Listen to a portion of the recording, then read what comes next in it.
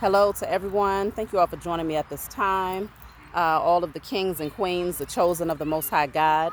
I'm glad that you all could join me. So I'm coming on to bring a message in regards to why it's such a common theme for the chosen specifically to go through sexual trauma, sexual molestation, whether it happens in your childhood or in your adult life. This is a very common theme, okay? And so I wanted to come on and have a discussion in regards to this because many people have questions as to why they suffer through these things. What's the reason? And so one thing that I have come into an understanding of is that your sexual energy is very powerful, okay? And it is largely associated with your creative energy. Obviously, for the obvious reasons of procreating and creating offspring, but on a more spiritual level, it's also associated with your ability to co-create, to be confident in creating visions for yourself, also to awaken your spiritual gifts or even your, your natural talents that might not necessarily be spiritual, but a lot of times your creative energy when your sacral chakra is attached to your sacral chakra, first of all. So sexual trauma, when you go through sexual trauma, your sacral chakra automatically becomes blocked, okay? And it can create an energy where your sacral chakra is either overactive and you might be overly sexualized. You might find that you end up having some sort of addiction, whether it be to pornography or to sex, or if it's not anything sexual, it can be addictions to substances or food, anything that'll get that dopamine flowing, that overactive sacral chakra. You're always seeking a way to find pleasure because that internal pleasure has been zapped away from you through that traumatic event of sexual molestation or sexual trauma. And so quite often when a person is molested, the perpetrator, okay, who victimized them is they usually possess the Jezebel spirit, okay? That's the only thing that's going to cause them or pretty much encourage them to, I heard it, baby, to do such a horrific act to a child or to anyone for that matter. They carry the Jezebel spirit and this insatiable appetite and this lustful appetite when it comes to sexual pleasure. And so they'll go by any means necessary in order to fulfill a lot of their perverted desires. And quite often it ends up happening to the chosen seed in their adolescence, okay? And so when that person creates that sexual trauma during that time of them violating that child, generally what they attach to that child is the Jezebel spirit. And so you might find that if this has happened to you personally, or if you know someone personally, generally when it happens in your adolescence, you'll turn within. You may begin to suppress many of your emotions and many of the things that you're going through. You may become a hermit where you just like go into isolation, or you may become an introvert where you end up just going into this energy of lacking creative expression or lacking the ability to express those things that's happening with you emotionally.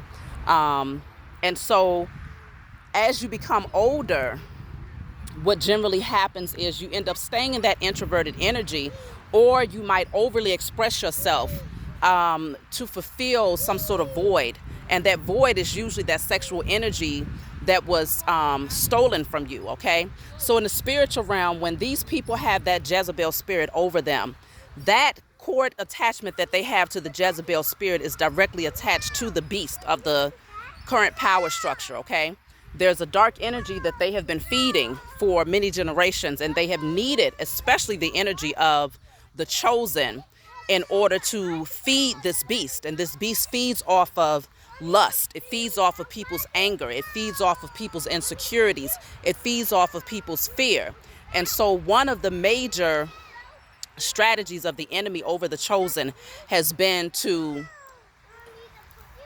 pretty much harness the energy to create scenarios where the chosen go through sexual molestation in their adolescence, so that they pretty much zap out that creative energy and your ability to co-create alongside the Most High God, and the natural flow of creation in and of itself. and they zap that energy to feed the beast with your sexual and creative energy. Meanwhile, you're there stuck, feeling like you have no gifts, or feeling like no one understands you, or, you know, really turning within and going through a lot of internal suffering as a result of that. And so that cord attachment with the Jezebel spirit that's placed over you through that violation is then attached to that dark beast. And so it plays out in your life in different ways. Like I said, it can come through substance abuse. You might have addictions to alcohol. You might have addictions to drugs. You might have addictions, again, to sex or pornography or food or anything that's going to get that dopamine flowing and get that energy of feeling that brief moment of excitement, because you've lost the ability, or at least the ability, it's been suppressed. The ability for you to create internal happiness and passion and that excitement has been suppressed up underneath a lot of heavy burdens of what you have gone through, okay? And so that energy is then, rather than you using it for yourself, that creative energy, it is then transferred through that cord attachment to that beast, which actually helps this current power structure to stay in this position of power. And this is why it's so important when I have people who come and do personal readings.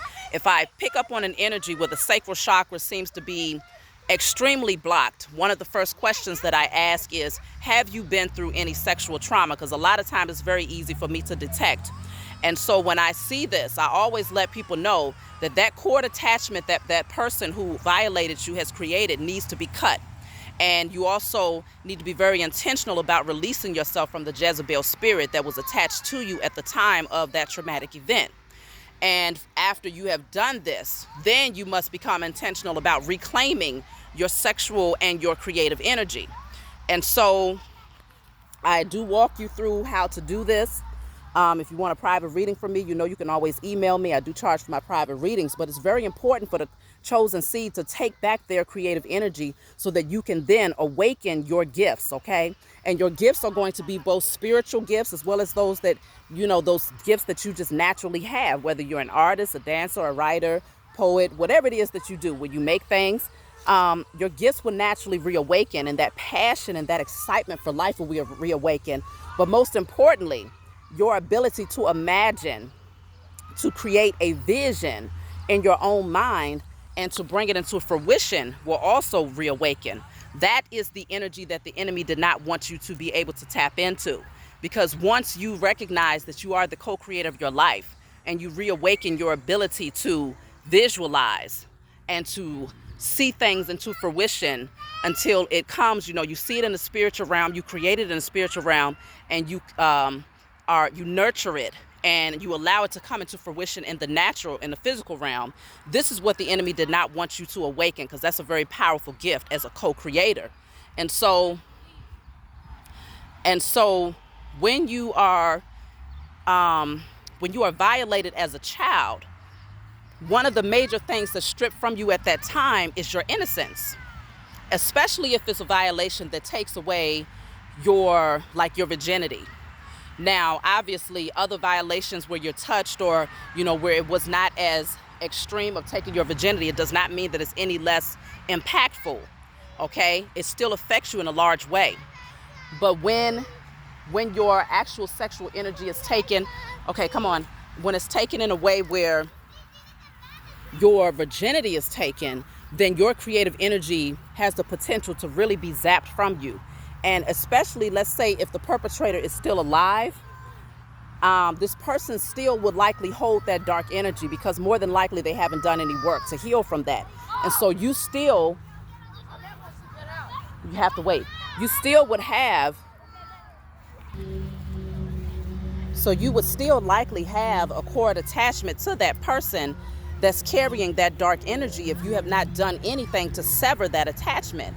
And so it's not just a spiritual attachment that you would have to that person, but also whatever it is that they're doing, going through emotionally and all of these different things, you still have an attachment to that. And these things will affect you in the spiritual realm, okay? Just like with any sexual encounter, if it wasn't a one of where you was violated, where it was non-consensual, any sexual encounter, you create a soul tie with that person. And these soul ties are cord attachments that stay there until you are intentional. Until you are intentional about releasing that attachment, okay? And so it is even more important to do this when you have been violated by someone who is carrying the Jezebel spirit, because this is where you take your power back. This is where you reawaken your natural gifts. This is where you become the co-creator of your life again. And so quite often, give me one moment, quite often we go through this these seasons of our life as the chosen seed, of feeling as if we have no spiritual gifts, feeling as if we have no spiritual connection, or as if we are not able to visualize and to create a vision and to see it into fruition. And this is largely because that cord attachment must be severed. You must be very intentional about severing that cord attachment. And so, I created this video because I wanted to encourage you all to don't give up on your journey. It's sometimes when you suppress what's happened to you, you tend to overlook the impact that these types of situations have on you mentally, spiritually, physically, in all aspects of your existence. And you feel like, okay, well, it's something that happened in my past. I've gotten over it. Maybe you might say, I've forgiven that person. I released that situation. But if you have not been intentional about cutting that cord with this person on a spiritual level, then more likely than not, it still exists. And so this is where many of the blockages will come from. And then on top of that, that is a deep wound. Okay? I don't have any. That's a deep wound. And that will attract to you other people who are also injured. That will attract to you other people who have codependencies, other people who have addictions of some form. That will attract to you other people who also carry the Jezebel spirit in some way, shape, or form. Okay, I see. And so this is where going deep. Take a look at your current circumstances. If you find that you was violated at some point in your life, and you say, well, this is my first time hearing about cutting the spiritual cord, and so no, I've never done it, but I do find that I can't figure out what my purpose is, and my creative energy seems to be blocked, and I have a hard time envisioning like that. When I'm done, baby, that inner child that's within me, it's not awakened. I don't feel passion for life. I don't feel excitement. Or yes, I struggle with certain addictions that I'm uncomfortable with. And so this is where looking within to really see the impact of what that may have had on you is very important. And once you do this and you're intentional about cutting that cord, you will find that more doors will open up for you. And obviously there may be more layers that are going to need to be peeled back and healed, because that type of trauma attracts other scenarios, other people, places, and things that will also re-inflict more harm and more pain the longer that you suppress it and bury it. And so that means that will be layers that have been built up since your childhood all the way into adulthood, since the time of violation. And so that would mean those are layers that would have to be released in order for you to get back down to the core of that inner child. And even once you get to that inner child, that child is afraid. That child carries fear. That child carries trust issues. That child carries insecurities. And so this is where other areas of your life will have to be addressed once you peel back that very important layer of what happened to you when you were sexually violated. And so it takes time. It takes for you to be patient with yourself. And it takes for you to recognize that the healing process will not happen overnight. But it is definitely worth pursuing if you want to be able to overcome certain mountains or blockages where it's like you haven't been able to put your finger on why you've been on this negative karmic wheel or this karmic cycle for so long. Well, it's because the enemy has been using your creative energy largely because you have not discovered it yet. And so I want to encourage you all again, if you want to dive deeper And if you want to know more about this, email me. You know, when I do my readings, I don't judge anyone. We have open dialect, open dialogue, because I personally have experienced these things. And so I've been blessed with the sight. I've been blessed with the tools. I've been blessed with the wisdom, knowledge, and understanding on how to heal myself. And so as a result, I bring these things to you all. So I love you. If you desire a private reading from me, again, you can always email me. If you desire to donate to my channel, you can always cash at me. I do appreciate all donations that come through. And also remember, I do sell oils, hair oils and body oils. So if you want to order my hair or body oils, you can always feel free to do so as well. I love you all, and I want to see us all thrive, because the more that we pull ourselves away from the beast, the more that we starve the beast out by taking back our creative nature and utilizing our gifts for the highest good, the sooner we bring this current wicked structure down. So I love you all, and I'll talk to you all next time.